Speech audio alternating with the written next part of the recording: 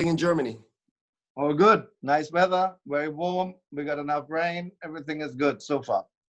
Okay, fantastic. Well, Ernie, that's, of course, you remember Eric LaCours, manages our business in California. Good morning. How you doing? Good. I'm so happy that you made it. We were just about, just before you got on the call, David and I were just apologizing and telling everyone that we were going to reschedule. The funny thing is, it never works with the US. I don't know what it is, because usually I get a web link, and then I open the link, and then I go immediately through. Here it goes to my Zoom app. The Zoom app says ask all kind of strange questions. Okay. Everything is there. I don't know what it is. Well, you're here now. Quick question, Ernie. Who's the painting behind you? Who is that? The painting behind me. This is the great grandmother of my wife, the wife of the founder of Robert Weil.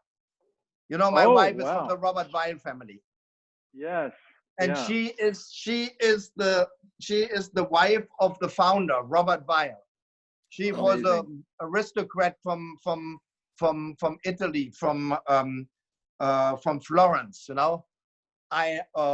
Von Vaccarno was her name. Wow, it's amazing. So Robert Weil, you're like the royalty of Riesling in Germany there. Yeah, that's my wife is from the Robert Weil estate, and and we are connected to the Prims too. That's my grandfather married two sisters of J.J. Prim. Wow. Even that he was Catholic, he was not Muslim.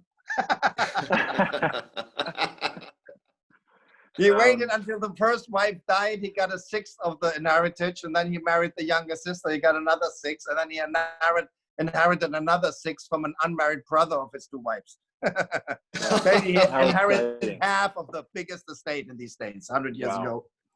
Wow. Well, so, how exciting to have you here today. I'm just going to give a really, really brief introduction.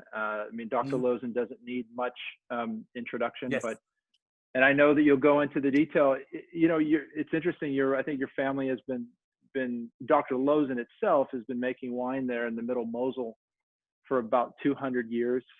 Yes, the family, because it was always going through the female side, so they changed the name always with, Catholic families, they changed, the girls changed the name to the husband, and so therefore it had been going always through the female side in the last 2-3 generations, so it changed always the name, the same with my dad, because so it changed to Dr. Loosen. Before it was Dr. Adams, before it was Dr. Bergweiler, before it was Prim, it's in the family since 200 years, Since 200 years, we produce Riesling on the Mosel in this very narrow valley, the most northern growing wine region of Germany, or in these days, historically, the most northern growing wine region in Europe. But we all know now we have vineyards in England and southern Sweden even, I've heard about vineyards in Norway. So, but historically, the Mosel in this size is still the most northern growing wine region in Europe. And since 200 years, we produce Riesling in this narrow valley here in the Mosel. Sounds a little bit boring to do for 200 years the same thing.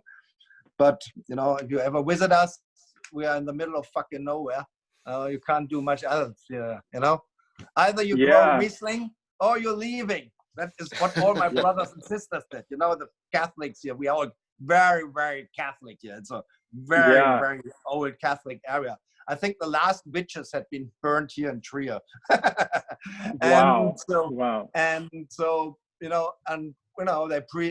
Catholics breed like rabbits, and they have a lot of children. And we are also 4 brothers, 2 sisters, and they're all gone, you can't find jobs. If you're not in the wine business here in the Mosel, there's nothing, Yeah.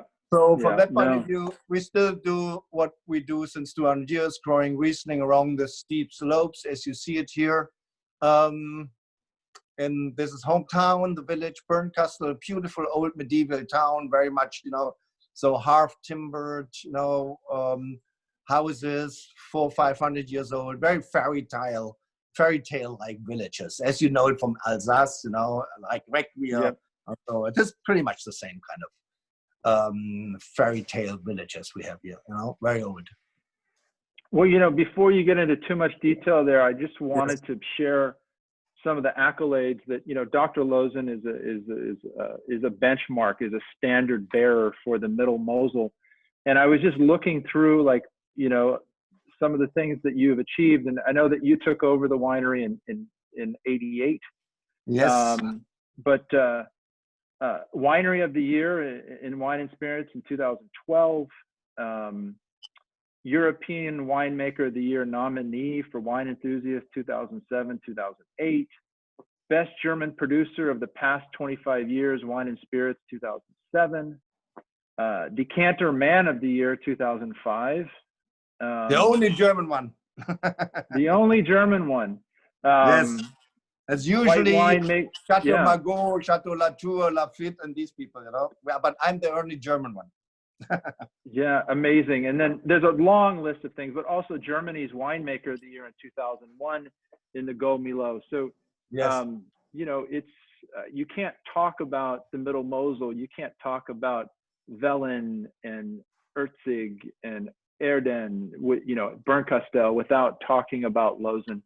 So just really exciting, and I know that you're going to get into some really interesting things here about ungrafted vines and the age of your vines. So yeah, I'll hand it off to you, but thank you so much for being with us here today. Yeah, really you're welcome. Appreciate it. Great to be here with you guys. Yeah. So you were talking a little bit about the history. So you it's interesting you're talking about family and so on and names. You know, it's interesting what, you know, the names change because of our patriarch system, but 200 years there in the Mosel and right there in the center. Maybe you could talk a little bit about your mother and your father's families.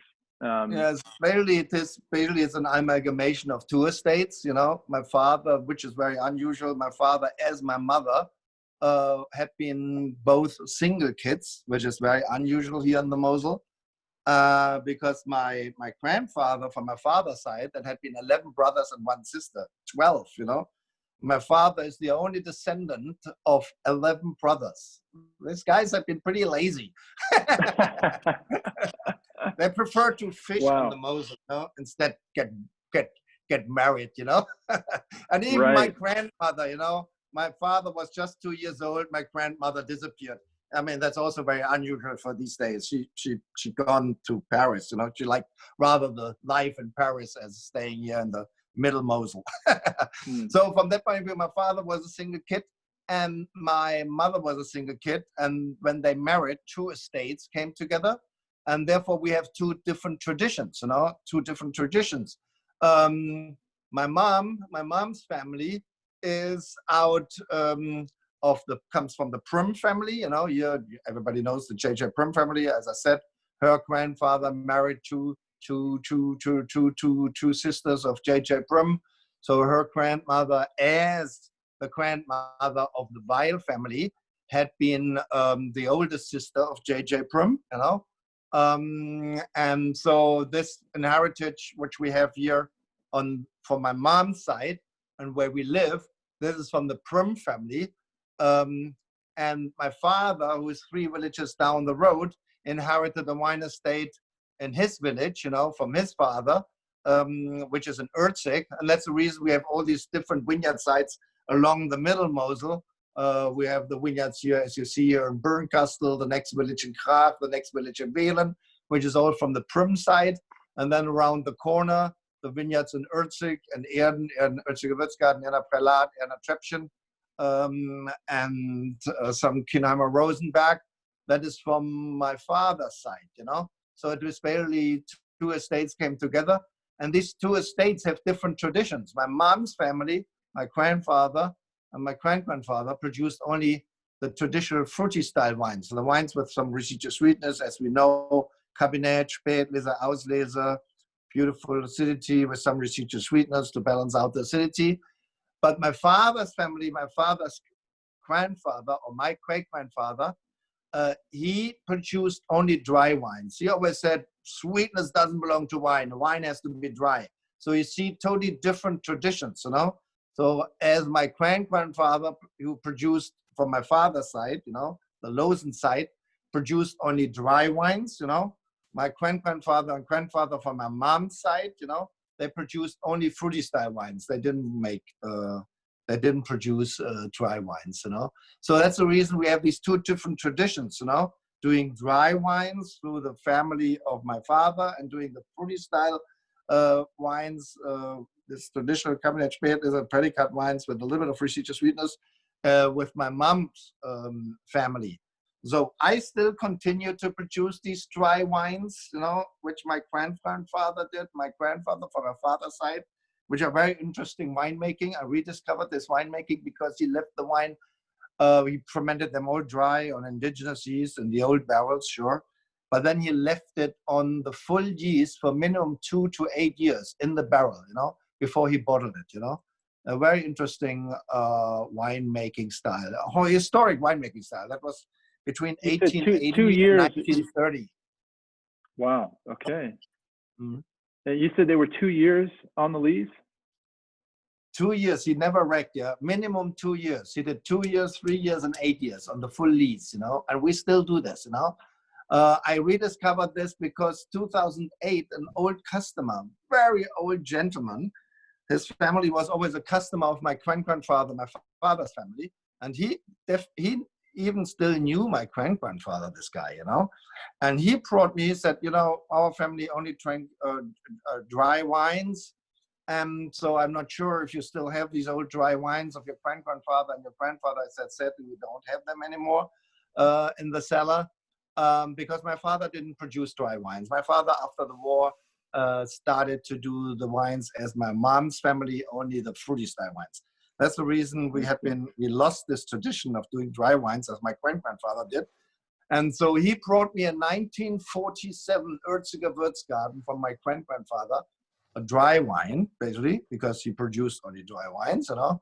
And I opened it weeks later. I opened this 1947, and it was so beautiful. I mean, 2008, that was a 51-year-old dry Riesling, you know. We all knew that this fruity style Spät is a fruity style Auslese, that they can age very well, low pH, then the residual sweetness, which gives also, I mean, aging potential.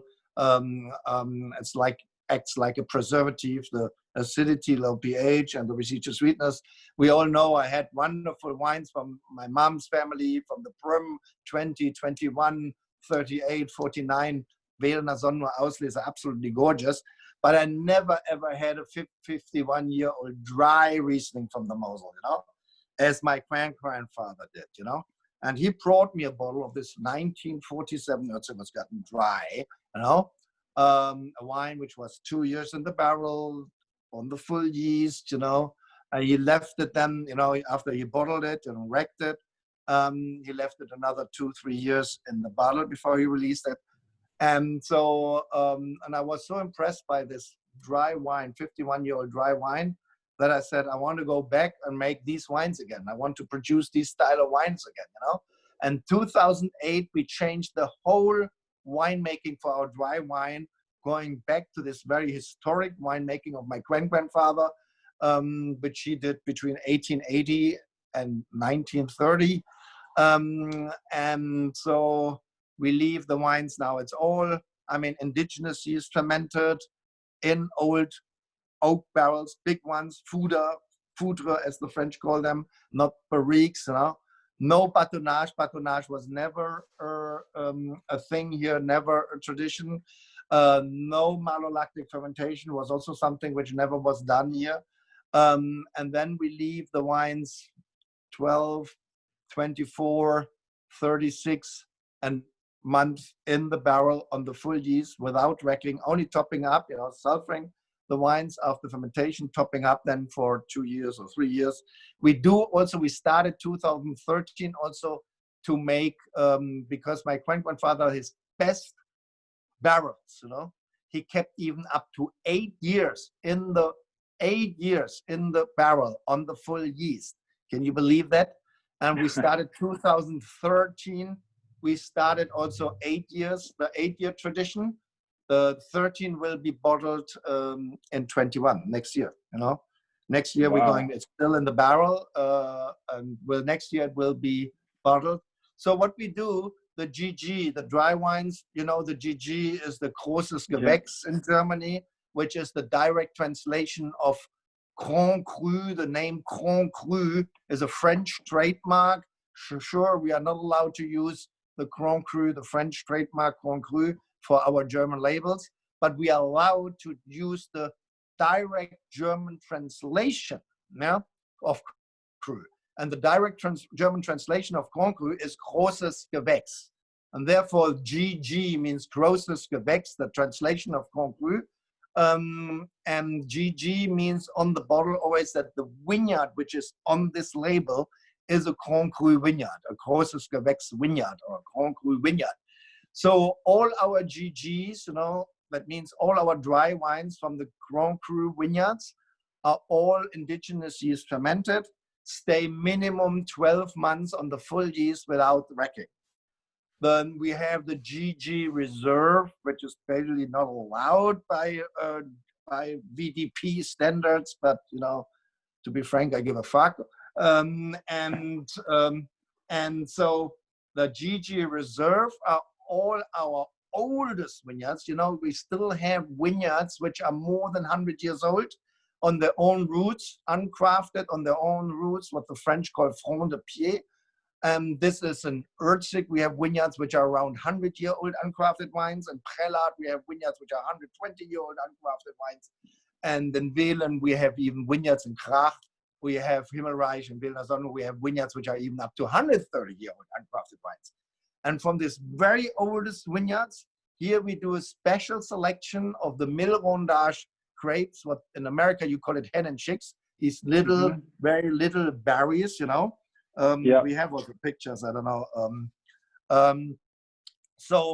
And these selection from the oldest vineyards, which are minimum 100-year-old uncrafted wines, this we keep, this selection we call GG Reserve. This we keep, as my grandfather did it as standard, 2 years in the barrel, 2 years in the barrel, and another after wrecking, you know, 2 years in the barrel on the full yeast, and after wrecking, we leave it another, no fining, you know, and leave it another 3 years in the bottle before we release it. So 14 GG Reserve is just the recent release.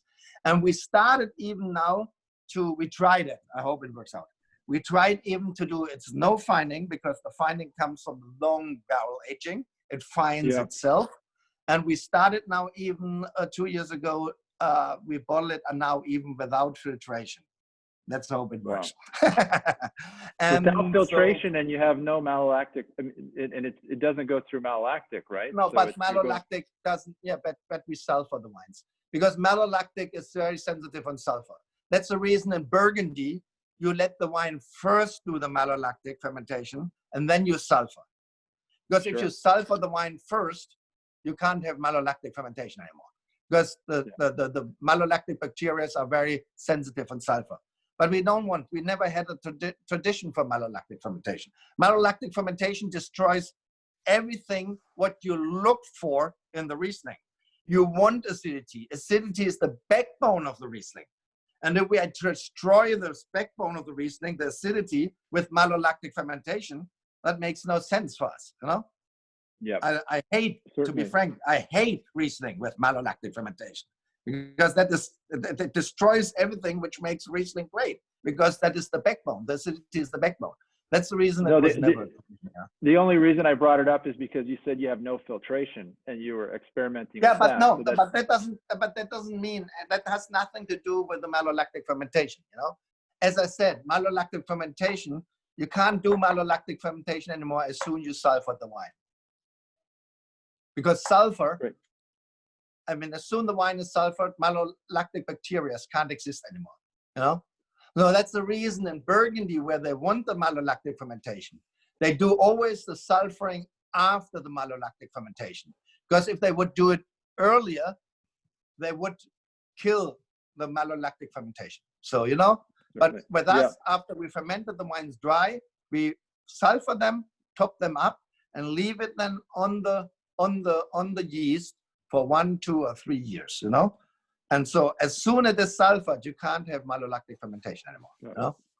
That's great. So Ernie, perhaps we should start talking a little bit about the different terroirs of the vineyard sites that you own across the Mosel down there. Yeah, well, I mean, basically it's all, I mean, the Mosel is what we call, this is the Rhineland slate hills. The slate hills of the Rhineland is the Mosel. It took 200 million years for the river Mosel to dig this valley, you know, through the slate hills of the Rhineland. So basically the Mosel is all about slate soil, you know, slate soil, 400 million years old from Devonian time. But what you have different colors here, you know. You have different colors like blue slate. You see here, this is the typical picture of the Mosel, which had been winding itself through the slate hills of the Rhineland, have been digging this valley. And so it's all basically slate soil, slate hill. And I don't know, can you push it to the slate soil? Yeah, slate, that is the typical soil, you know, which we have, yeah, slate. But we have different colors here. Definitely, we have different colors, but that comes from oxidation. We have blue slate, as you see it here. We have in some vineyards red slate. We have in some vineyards brown slate, like Brauneberg, you know, the brown hill that comes from the distance. It looks brownish, the hill. It comes from oxidation, brown oxidation in the blue slate, which gives a brownish color to the hill. But it is basically all from the same time. It's all slate, all from the same time, with different colors, which comes from oxidation: red, brown, blue, and gray. But this different color or this different type of oxidation with the slate, it can give different character to the wine, you know. So, for example, the blue slate, as we do, you know, I mean, you all know the Dr. L Riesling, which we produce, the Dr. L Riesling. You have the picture of the Dr. L Riesling. I think we sent it to you. Yeah, the Dr. L Riesling, everybody knows this label of you, the white label. This is a typical wine, which I call it always the ambassador for the Mosel, because this is our Riesling, our branded Riesling, which is from vineyard sites along the river Mosel.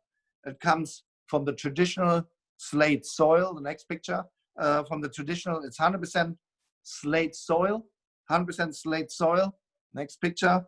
It is then, next one. Next one.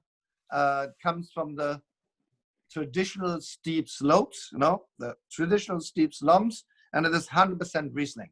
So that's the reason I always say, if you want to taste a typical Riesling from the Mosel, the Dr. L is 100% Riesling, 100% from the traditional soil, which is a slate soil, and 100% from the steep slopes, you know, mostly the village and premier vineyards, but it makes a wine, this wine is 100% typical for our area. It reflects the soil, which is the slate soil. It reflects the steep slope. It reflects the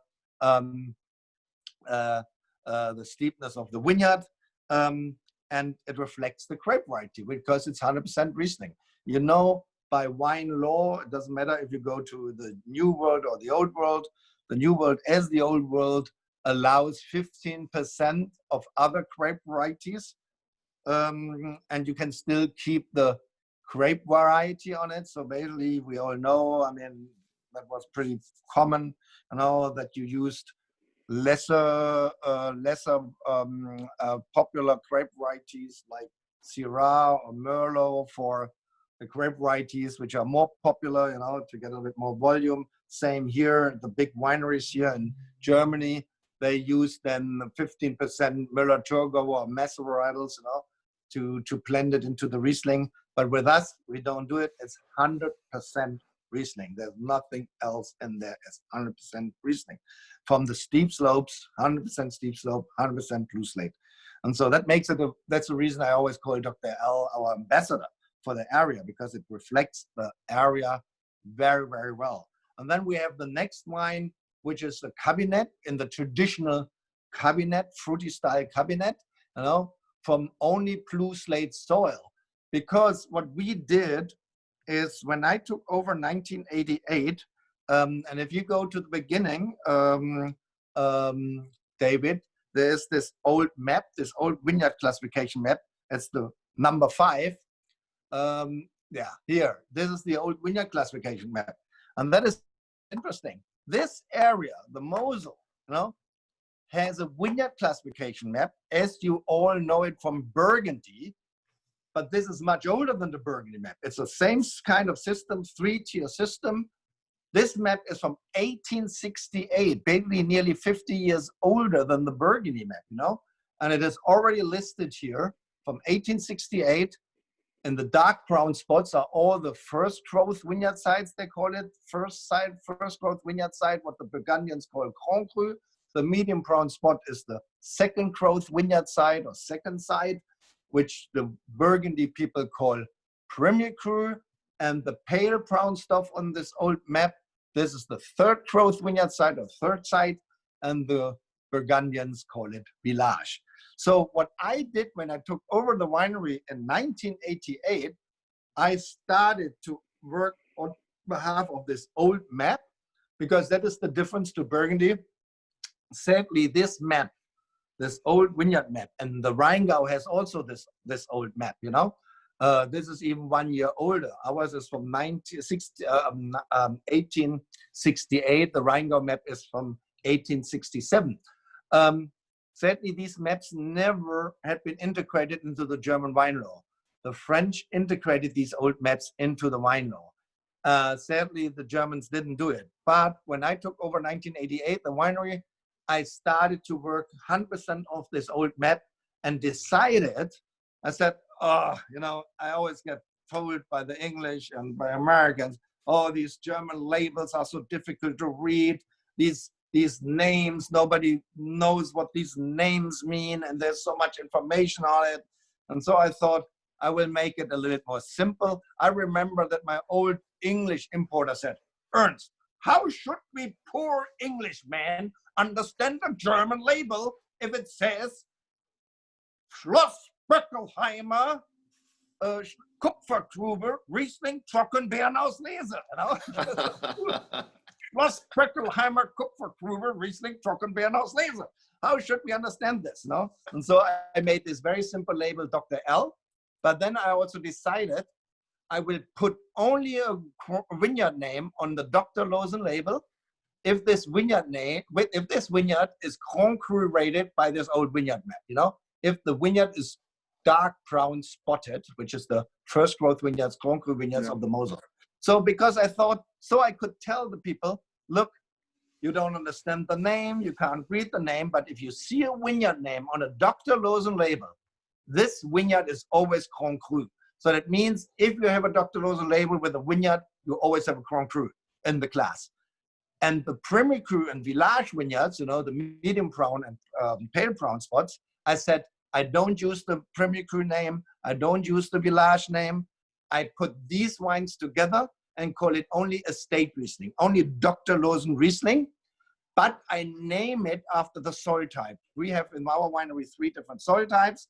We have in our winery, so the red slate, you see the red slate here, and then we have blue slate in our winery, that is the blue slate soil, and we have red volcanic soil, So I said, okay, all the Premier Cru vineyards and Village vineyards, I blend them together and call it only Dr. Loosen Riesling, but I put all the blue slate grapes together from Village and Premier Cru. I take all the red slate vineyards together from Premier Cru and Village and call it then only Dr. Loosen Riesling blue slate or red slate. And that is basically the wine picture 13, which is the Dr. Loosen Riesling Cabernet Blue Slate, and that is basically made only, this is harvested only in the village vineyards and the primary cru vineyards from Blue Slate soil.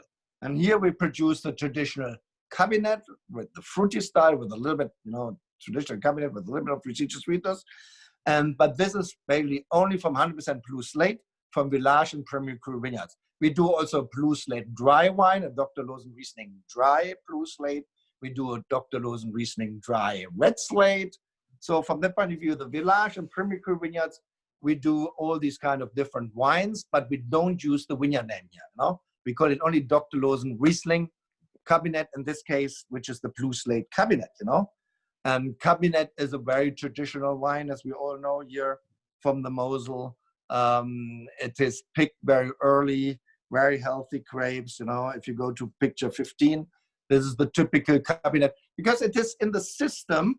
It's in the system of the harvest, because we need 6 weeks to pick our grapes, because in these steep slopes, you can't have harvesting machines. In the steep slopes, you have to do everything by hand. So you have to pick the vineyards by hand. So that takes a lot of time. So we need to pick all our vineyards with 40 people, 40 pickers. We need 6 weeks. So it is on the hand, that if you start picking, the grapes in the very beginning are less sugar ripe as the grapes you pick 6 weeks later. After 6 weeks more hang time, they have more assimilation, they have more sugar ripeness, they have more aroma ripeness. So you have through the whole 6 week picking period, every day you get a little bit more sugar ripeness through assimilation, through the leaves. The assimilation increased sugar, produce sugar into the grapes. Everybody knows it from, if anybody of you guys have a garden, an apple tree or whatever, strawberries or whatever in the garden, strawberries in the beginning are still very sour, not very aromatic, not very sweet yet. But the best strawberries are at the end of the season if they're very red, very ripe, sweet and aromatic. That's the same with grapes. As longer you hang them, they get sweeter and more aromatic. But we have to start picking because we don't want to go too late in November because then the weather gets bad. So we have to start, and we usually start picking. We start picking around 9.5 potential alcohol sugar ripeness. We start picking. But if you would ask a wine maker or wine grower in California with this, they would say, what? You guys start picking with 9 potential alcohol sugar ripeness? The stuff is not ripe. That's not true. With us, it's ripe. It might be not sugar ripe, but it's already aroma ripe because we have such a long hang time. Even when we start picking, we already have 120 days of hang time. And that is the difference, And as hotter the climate, the sugar ripeness comes too early before the aroma ripeness comes. With us, we need so long to get sugar ripeness. So the aroma ripeness is already there, and we have to wait and wait to get sugar ripeness. It's just the opposite. That is very typical. As northern you got, as longer it takes for the sugar ripeness, but if you wait so long, the aroma ripeness is already there, but the sugar ripeness is not still there. So from that point of view, we can start pick with 9.5 potential alcohol sugar ripeness because the aroma ripeness is already there. But the aroma ripeness here is rather on the green side. You see these green grapes, the Cabernet grapes, which are very green. You have rather this green apple, aroma ripeness. So, as I said, the sugar ripeness is only 9.5, maximum 10. We do Cabernet between 9 and 10.5 potential alcohol sugar ripeness. We pick the Cabernet, So you have a very refreshing, very light, racy style of wine. Cabernet makes sense because it is still in the beginning high in acidity. It has these green aromas of green apple. Here, it needs some residual sweetness to balance out the high acidity, which you still have in the beginning. And so that's the reason a Cabernet is always made in the fruity style with us. We never produce a dry Cabernet, We always produce it in the traditional fruity style that is very unique for our area. It makes great Cabernets. And I think there's no other area in the world which can do wines with 9, 9.5, 10 potential alcohol sugar ripeness and make so wonderful wines. Therefore, that we stop the fermentation at the end, leave a little bit residual sweetness. The wine itself is only 8.5 alcohol, and the finished wine. So it's a beautiful, very, very traditional style of wine. And we don't want to declassify. A lot of people now let it get overripe, harvest it, and then they declassify to a cabinet. But for me, it is very important we keep it between 9 and 10.5 potential alcohol sugar ripeness, because we want the raciness. We want this traditional style, this beautiful acidity, this light, racy, punch acidity, which is greatly balanced out, this tension between acidity and residual sweetness. That makes a classic cabinet. I don't want to declassify Auslese to cabinet, which a lot of people nowadays. Hey, Ernie, you have that wonderful story about your grandfather, who I believe he used to sit in that library and drink. Yes, Maybe you could share the story about the cabinet. Exactly, where he always sit here. This is the library where he always sit every day. He did an afternoon nap, I always say, if you want to see the success in the wine business, you can afford an afternoon nap, So after lunch, he had been going to bed, and at 4 o'clock he get up, and then he had been going to his library here and had been studying his books. That's 10,000 books, which he was a very, very intellectual guy. My grandfather, he was at the boarding school that was the Eton of Germany, and so and he had been studying his books, had been reading every afternoon at 4 o'clock his 6 newspapers in 6 different languages. And so, and that the first thing he did when he had been going to his library, he opened always a bottle of Cabinet, and minimum 15 to 20 years old, because the old guys in the old days, they never drank Riesling young, So every day at 4 o'clock, he opened his old bottle of Cabinet, and drank it on its own, because with 9%, 8.5% alcohol, it doesn't hurt. Most Belgian beers are higher in alcohol. And so, that was his afternoon tea, I mean, the English, they love to have a cup of tea at 4 o'clock in the afternoon. But my grandfather's afternoon tea was a bottle of 15-year, minimum 15-year, Very sophisticated, very sophisticated. That is a very typical wine. Cabinet was here always a tradition in this area historically. In the old days, it was a welcome drink, If you receive guests, you always open a bottle of Cabinet, because you can drink it on your own very easily, because it has a little bit of the residual sweetness. It's very easy to drink it on your own.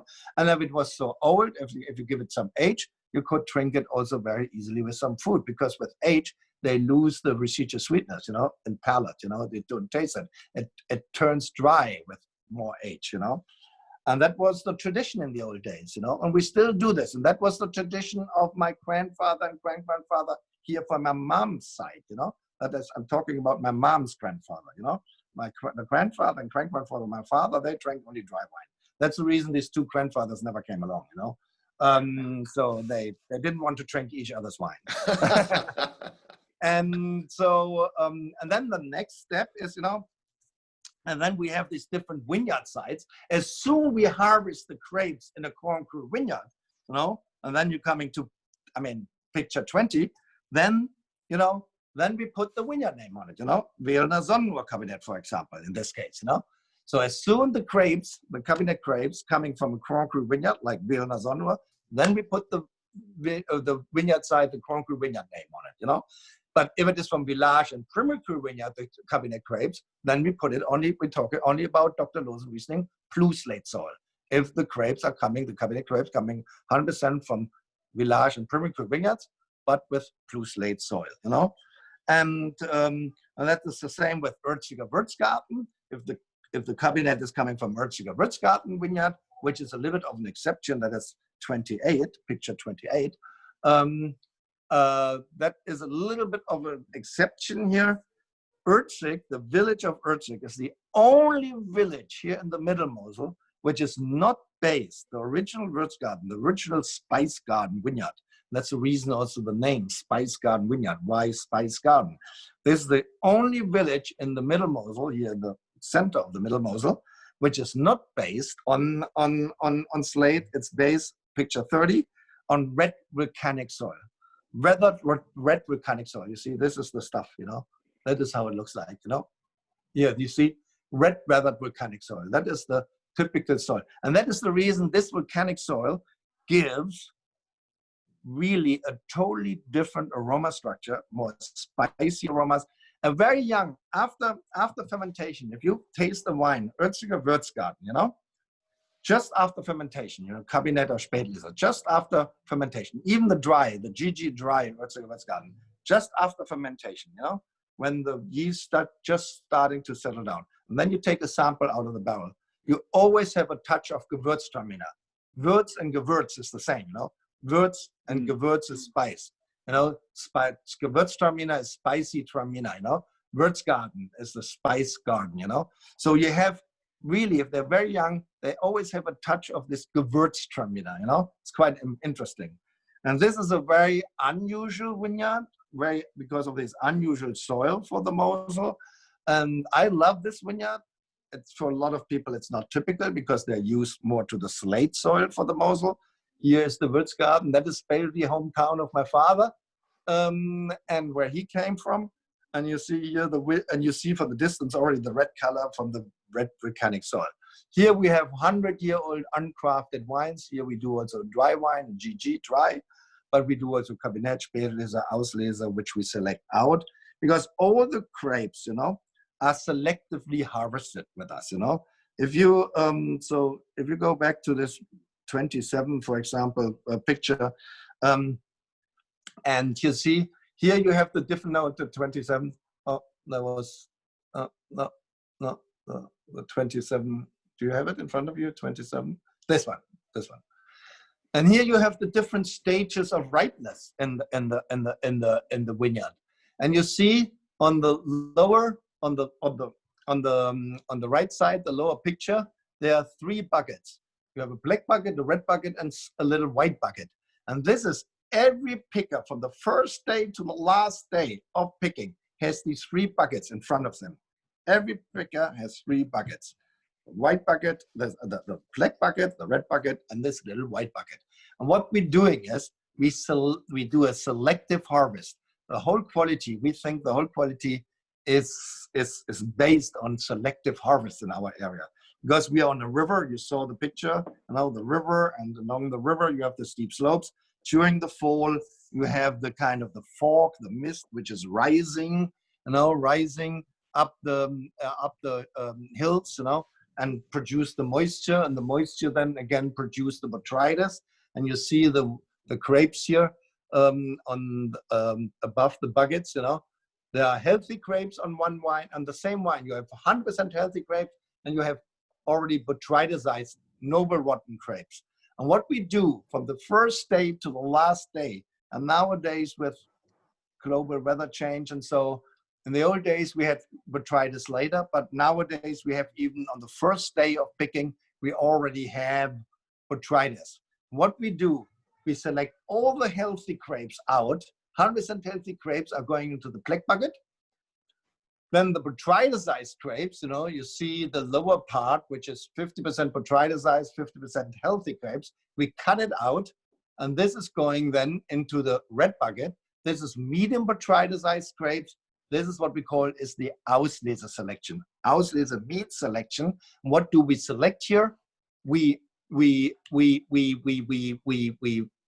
take the medium botryticized fruit out and put it in the red bucket. Huh?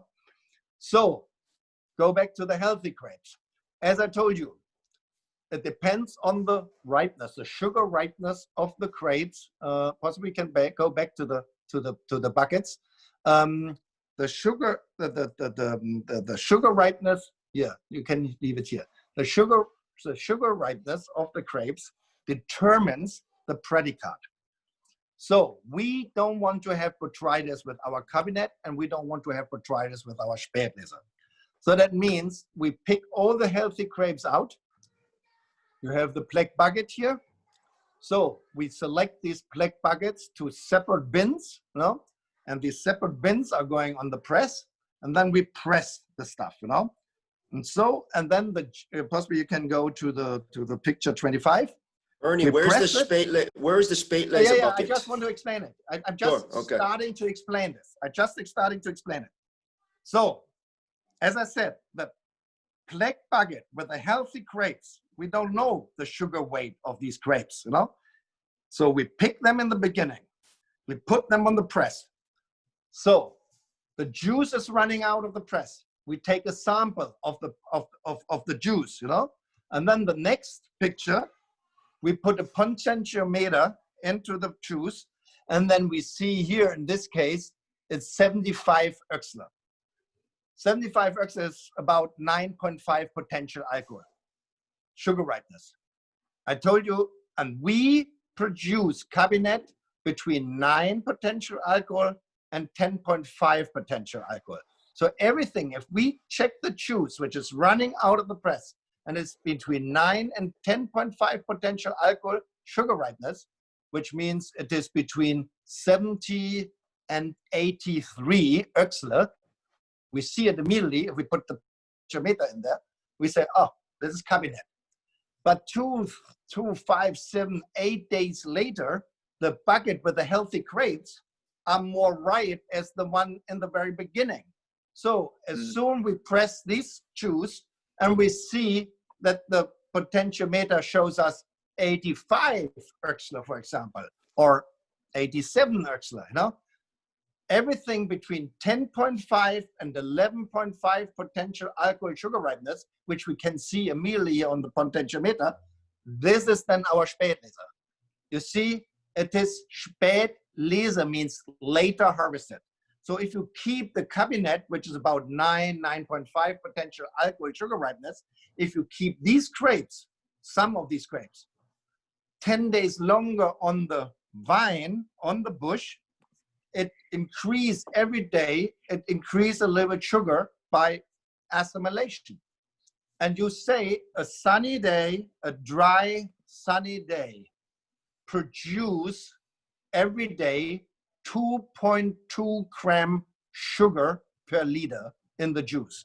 So that means 10 days later as the cabinet you harvest, say 10 days later as the cabinet you picked, you have 22 gram more sugar in the grapes.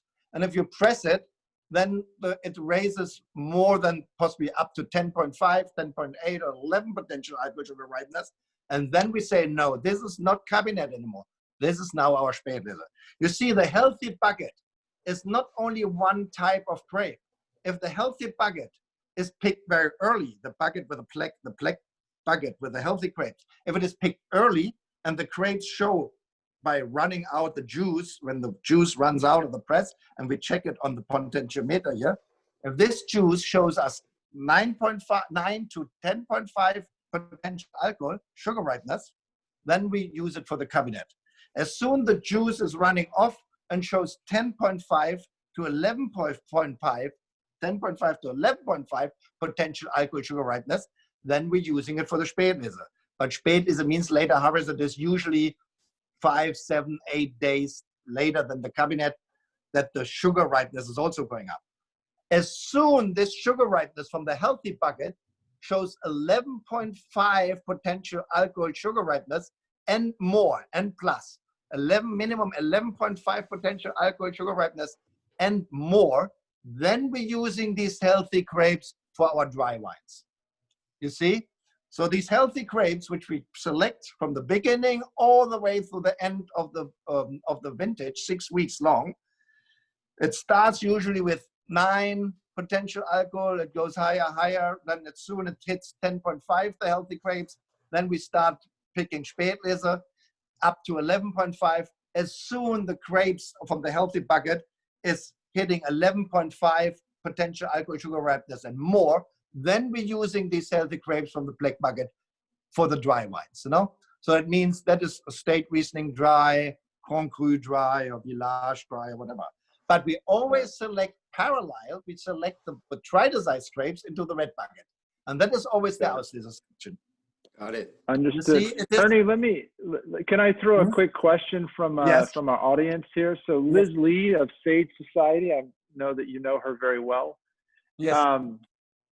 she was asking, she said, back in the old days, more sulfur was used in winemaking. When you started to make dry wines inspired by the old dry wines you tasted in 2008, did you change to add more sulfur? I'm not sure. I mean, to be frank, I don't know. Historically, they used much more sulfur in the old days because sulfur was never measured, you know.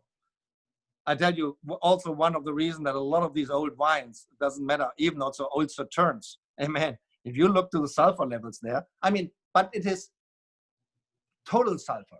Total sulfur is totally, I think this the big misunderstanding with sulfur is everybody thinks only about sulfur and think, oh, fuck, you know, sulfur, it's horrible.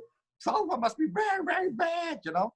It's total bullshit, you know. When we talk about sulfur, which you can detect, you know, and smell, this is always the free sulfur. Total sulfur, you know, it's completely neutralized because it is completely binded, you know.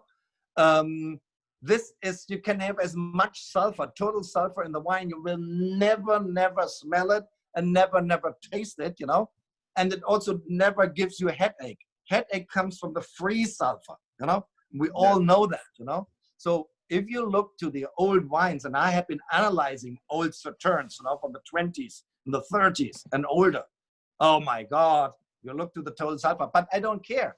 This is not unhealthy. It's total bullshit. The people, I mean, I don't know, but I know it's something you're not allowed to talk anymore about it, you know, because we are all now in voodoo and I mean, crazy, you know, people, I tell you what, it's much more unhealthy is all these fucking natural wines, you know, where every fucking bacteria had been pissing into the wine, you know, and so, you know, and it is nearly, I mean, it's nearly vinegar, it's volatile, and so, you know, this is definitely 100% more unhealthy as every old wine from we drank wines back to the 100 years, you know, we have been analyzing them, you know. I told you, we drank last time, 4 weeks ago, we drank, I mean, 23 bottles, you know, with, I mean, 5 people, you know, only old stuff from the 20s, 30s, and 40s, and 50s.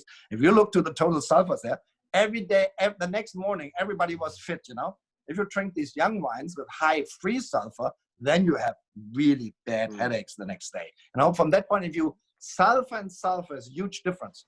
The sulfur levels, because they have been never measured, I mean, in the old days, they kept the wines much longer in the barrel, so they always added sulfur, but they always have been going into total sulfur, you know, and total sulfur and sulfur is a huge difference, you know. No, that makes so total from that sense. point of view, I'm not afraid about sulfur, so I have to tell you. You know? And then, you know, Ernie, I think we have about 10 more minutes to go, and I was wondering if you could talk a little bit about the 2019 vintage, and maybe compare it a little bit to maybe 18 and 17. Well, I mean, you know, definitely 17 was a vintage which was extremely small. Since the late 60s, we never ever had a spring frost anymore, you know. The last spring frost which my father experienced was in the 68, 69, 65, you know, and so, you know, in the late 60s. Then for a period of, I mean, 70s, 80s, 90s, 2000, for 50 years, we didn't experience any spring frost anymore. And 17 was the first spring frost since the late 60s, which hit us extremely bad. And France, that was even worse, you know. We all know Burgundy was hit very badly. Chablis was hit very badly. Even in Bordeaux, they had been hit badly. It was definitely a disaster. We lost through the spring frost. We lost 50% of the yield. You know, 50% of the shoots had been frozen. So this is a vintage which is very low in yield. Therefore, definitely a concentrated vintage. You know, great concentration because of the low yield. A little bit higher acidity. For me, 17 is a vintage which possibly needs a little bit more time, you know, if you want to put them down, if you want to lay them away. It's definitely a great vintage, which needs much more time. There's sometimes these vintages which need much longer than other vintages, you know, 85 or something like that, you know. Normally, I say after 10 years, the Riesling is perfect again, you know, absolutely gorgeous, you know. but 85 needed 20 years to come back, you know, on stage. But now, beautiful, 85, absolutely gorgeous to drink. 18 was this kind of, you know, every winemaker's darling vintage, you know, everything was perfect. Flowering, the summer, the fall, the harvest, no rain, beautiful weather. You could do and pick just as you want to do it. I mean, you know, picture book vintage, you can say. 18 picture book vintage, absolutely perfect, but the yield was twice as much as in 17 because we didn't have spring frost. So we have much higher yield as 17, twice as much as 17. So it was also a little bit higher as normal, you know, above average, you know, but therefore that it was a perfect vintage. Everything was perfectly ripe. We just hit as we wanted to have it, you know. That doesn't mean that a vintage which has higher yield is necessarily a lesser good vintage, as long the vintage by sunshine hour, you know, and rain, everything worked out perfectly, you know, from flowering, I mean, to the whole season. So then you can get also a little bit higher yield, perfectly ripe, you know. So I think is the charmer. It's a charming vintage, beautiful to drink, charming, beautiful. I don't know how to rate it in 30 years, you know. Possibly 17 is in 30 years the better vintage, you know, the more fresher vintage, more tied together. But I mean, how many people still, I mean, we are not in the days of my grandfather and grandfather anymore who waited 20, 30 years. So nowadays, I would say 99% of the consumers drink it in the first 2, 3, 5 years. So from that point of view, 18 is an absolute charming vintage, everything perfect. The dry wines are great. I mean, perfect. I mean, perfect, but possibly not just as concentrated as 17. Then 19 was again a vintage, which was lower yield again, an average 0.5 to 1 gram higher acidity, so a little bit more tight, a little bit more together. For us, we see what we did the first tastings, you know, definitely also vintage which needs a little bit longer. But these are the classic vintage. I love these classic vintages like 17 and 19, which takes a little bit longer to develop, you know. It is so 18 is definitely more the charming one, but 17 and 19 are very classic because a little bit higher acidity, needs a little bit longer, especially when it comes to aging. But all overall, you know, all three vintages have their own character. They're definitely every one of these vintages is definitely their own personality, you know. Yeah, that's a question where if you want to drink something young, 18 is definitely possibly a vintage which is a little more charming now to drink. 17 and 19, I personally would give them a little more time, you know. And how's 2020 looking so far? Oh, I don't know. I mean, we just have been going through the flowering, you know. I mean, yeah. To be frank, you know, when the vintage is done, the vintage is made in the last 4 weeks of the season, you know. We had vintages which looked a disaster, shitty.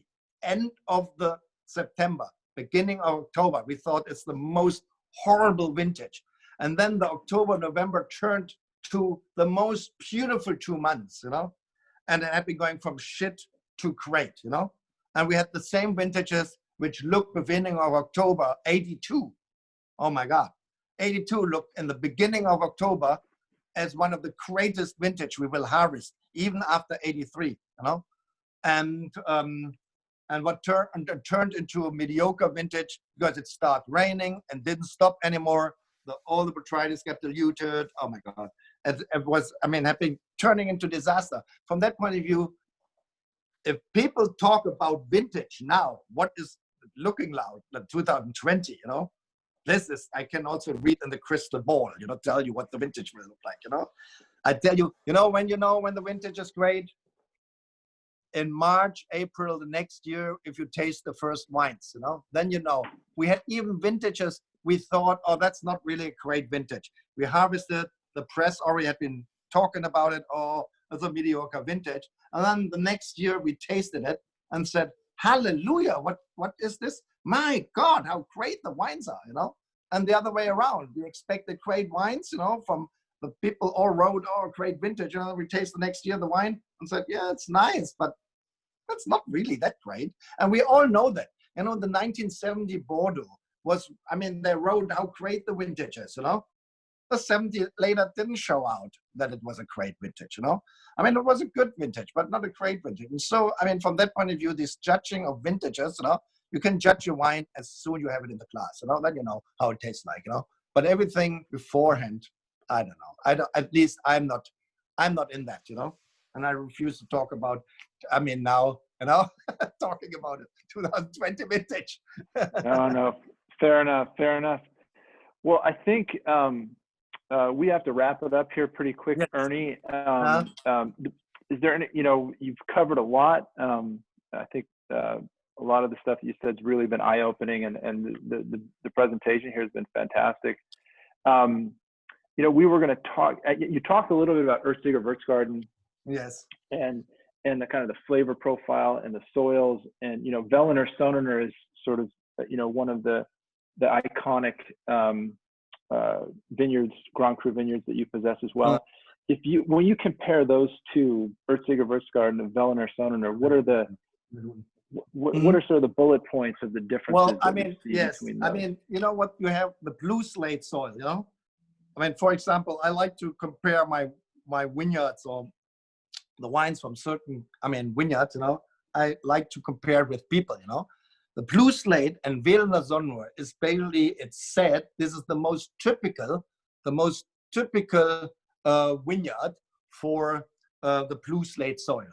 And what does blue slate does, The blue slate gives extremely elegant wines, lots of finesse, stone fruit aroma, like white peach or yellow peach, if it is a bit riper, very delicate. The Veltliner Sonnenner is delicate, elegant, lots of finesse, beautiful, stone fruit aromas of white peach and yellow peach, It is for me the ballerina. It's very delicate, the ballerina style of wine, ballerina type of person, Earthstiger Wirtsgarten is just the opposite, the spice garden vineyard, It gives much more, power to the wine, It gives this spicy aromas, It is this muscles, It is rather a kind of, if you talk about person, it's this kind of wrestler, just the opposite to a ballerina, It's a wrestler type of wine, which has beautiful, aromas of herbs and soily, earthy aromas, spicy aromas, which is in the young wine often Gewürztraminer, So quite a different style of wine, So from that point, but that makes it so beautiful that you have the differences of the soil, and the differences of aroma structure, and even in the palate, you have differences, from elegance to more full-bodied aromas, full-bodied type of wine. So from that point of view, these are possibly the most, extremes here. The Veltliner Sonnenner with the blue slate, its delicacy, and then the Wirtsgarten with its more kind of, wrestler, full-bodied, strong aromas from herbs and spices, So this is definitely, we all know that it's not only the soil, it's also the microclimate. This forms the character of the wine. And Veltliner Sonnenner and Earthstiger Wirtsgarten are possibly that has the biggest differences here. You see the biggest differences here, Amazing. Well, Ernie, we really appreciate all your time. This has just been an incredible overview of everything that you're doing there in the Middle Mosel. I don't know, David, if you have anything else that you wanted to say. Yeah, thanks, Eric.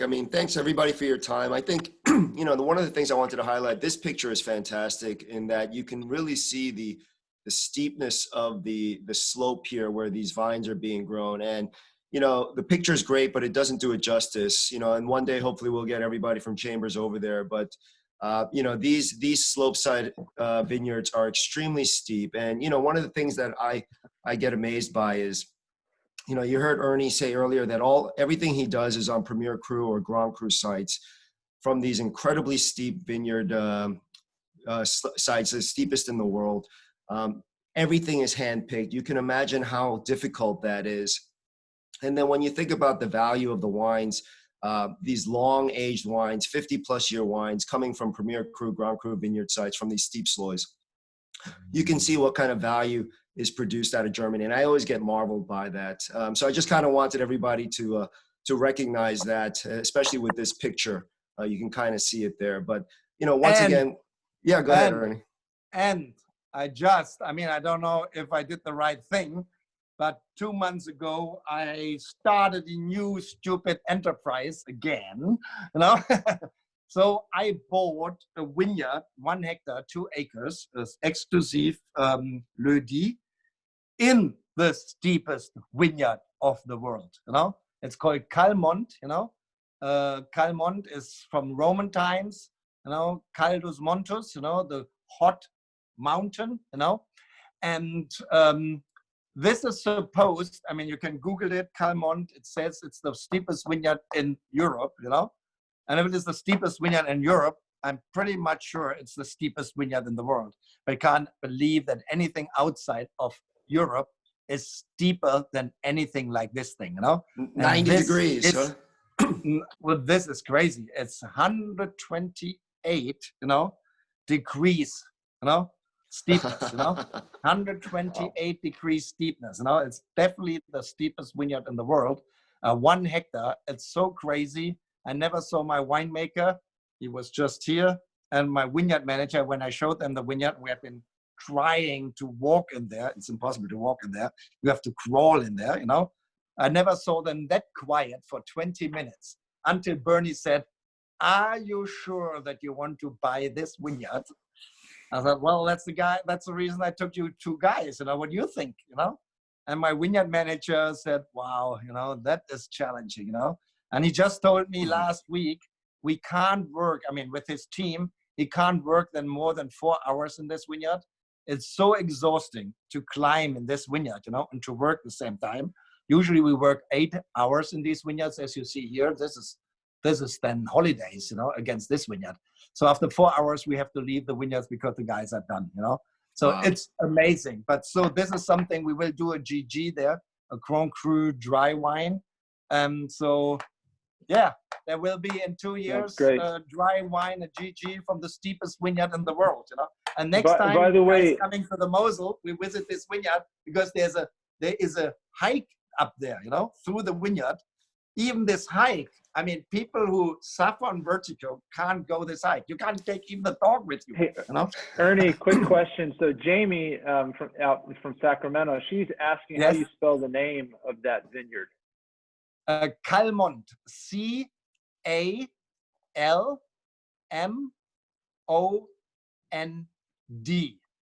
And the village is called Prem, Prema, Calmont. Prem is B-R-E-M-M, and E-R is always from Prem. Prema, Calmont. Calmont. C-A-L-M-O-N-D. Or T, it depends. Sometimes I write it with D, sometimes with T. Hey, Ernie, so, you know, I think it sounds like we're going to wrap up here, but just FYI, you know, the team at Chambers has been doing a fantastic job. And I was saying earlier how, you know, despite coronavirus, despite what's going on, you know, the Loosen portfolio and the Loosen brand is really doing well in California. And they're about to embark on the pre-sell, the German pre-sell. Yes. So, you know, this is a bit of a launch there. So, you know, on behalf of everybody at Loosen Brothers, you know, we just want to thank, you know, Eric, Suzanne, the team over there for all the efforts. Yeah, so yeah, Ernie, give these guys some encouragement, huh? Yes, thanks. Yeah, keep on trucking, guys. Keep on trucking. Sounds great.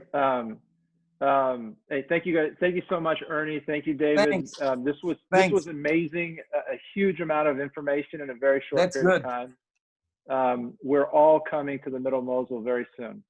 Yes, you all have to come, you know, and then we go through the hike in the Calmont, you know, and so thanks. I can't wait. To all, thanks to all you guys, you know, for all the support you gave us in the brand, you know, Dr. L and Dr. Loosen and Villa Wolf, you know, you guys doing a great job. We know that, you know.